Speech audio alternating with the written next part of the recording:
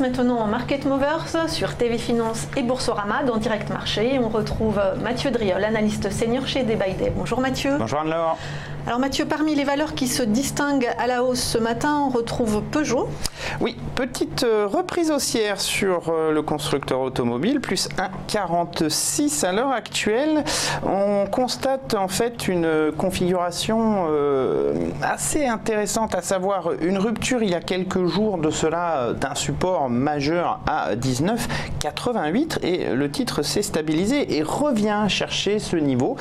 Afin de quoi? Afin de vérifier s'il devient résistance. Pourquoi? S'il devient résistance, c'est une polarité. Si c'est une polarité, eh bien c'est qu'on est maintenant passé à court terme dans une phase corrective et que l'on risque de retourner plus bas plus tard. Le plus bas plus tard, ça serait 18,63 dans un premier temps. Donc il faut surveiller la séance du jour et savoir si on réussit à réintégrer 19,88 en clôture. Ça éloignerait un petit peu le spectre baissier. A contrario, si on se stabilise, voire qu'on a même une réaction baissière, c'est-à-dire une bougie noire ce soir, eh bien, il faudra basculer plutôt baissier sur le constructeur automobile.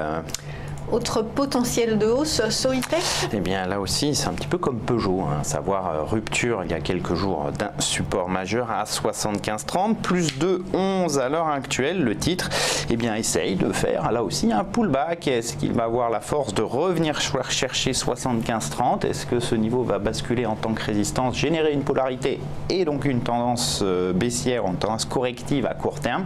Ça va être l'enjeu des jours à venir. Actuellement, c'est vrai qu'on se situe un petit peu au milieu de nulle part. Alors on a cette zone de précédent top vers 71,25 qui stabilise un petit peu le marché, mais on se cherche, on le sent, même sur des valeurs qui étaient fortes comme Soitec, puisqu'elle avait fait quand même des nouveaux plus hauts annuels il n'y a pas si longtemps que cela. On essaye, on bascule pour l'instant en tendance neutre, on n'a pas encore de dynamique baissière, donc on est vraiment un petit peu comme le marché, hésitant que ça soit en tendance baissière ou pas. Ça va être vraiment l'enjeu des jours à venir. Enfin, autre valeur qui se distingue à la hausse, Téléperformance, qui a annoncé ce matin une émission obligataire de 750 millions d'euros. Elle, pour le coup, il n'y a pas de correction du tout. Plus 2,37 et tout simplement des nouveaux plus hauts en gap. Donc comme ça, la messe est dite, ça reste haussier, une belle tendance tant qu'on est au-dessus de 147,90. Aucun doute à avoir sur la capacité du titre à faire de nouveaux plus hauts. Prochaine résistance de Fibonacci à 164,50 et 177,13. Là aussi, vous voyez un gap, deux gaps, un mouvement haussier, des rebonds sur les creux, une moyenne encore ascendante, même parmi les plus courtes, la 50 jours. Donc la tendance est clairement de mise. Prudence en revanche sur Deltadro. Oui, c'est une valeur assez coutumière de notre palmarès, notamment en raison en fait de sa petite valeur, 23-24 centimes. Donc effectivement, chaque variation est importante. Le titre est donc toujours dans une dynamique baissière. Il essaye de se stabiliser au-dessus de 0,23 centimes. La première résistance c'est 0,27. A priori, tant qu'on reste bloqué par cet obstacle, c'est plutôt des nouveaux plus bas plus tard, même si on a déjà quand même beaucoup baissé sur le titre, et il y a toujours un potentiel de baisse non négligeable. Prudence aussi sur Trigano, le groupe qui a publié ce matin son chiffre d'affaires troisième trimestre de 700 millions d'euros. Ça ne plaît pas du tout.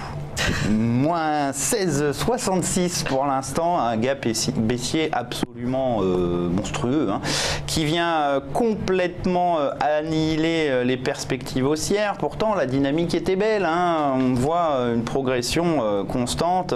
Il faut se souvenir que, en 2016, juin 2016, été 2016, on valait 40, on est monté quasiment jusqu'à 180 euros. Donc une progression assez spectaculaire qui, là, pour le coup, prend une tournure beaucoup moins sympathique. Les gaps comme cela viennent généralement complètement annihiler toutes les perspectives haussières possibles. En tout cas, tant qu'on va être bloqué par la borne haute, aux alentours des 150 euros, pas de lecture haussière possible. Une petite reprise, histoire de vérifier si l'ancien support majeur à 135 deviendrait résistance, ce qui permettrait à ceux qui sont longs éventuellement de sortir avec un petit peu moins de négatif. mais en tout cas maintenant on ne peut plus être en tendance haussière sur ce titre, malheureusement. Et on termine avec Ubisoft. Là aussi, c'était un titre qui présentait une configuration haussière assez remarquable, jusqu'au sommet, aux alentours du chiffre psychologique des 100 €. Une correction plus tard, il est revenu sur cette zone de creux à 88,60.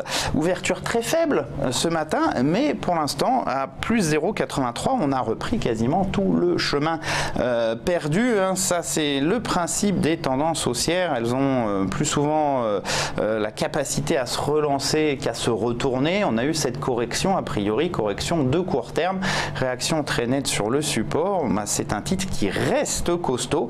Maintenant, il va falloir essayer de déterminer si ce mouvement correctif est terminé ou pas, et pour cela, ça sera le franchissement de 96, le dernier sommet dans cette phase de correction, qui éloignerait complètement le spectre baissier. Merci Mathieu Driol, analyste senior chez Day by Day.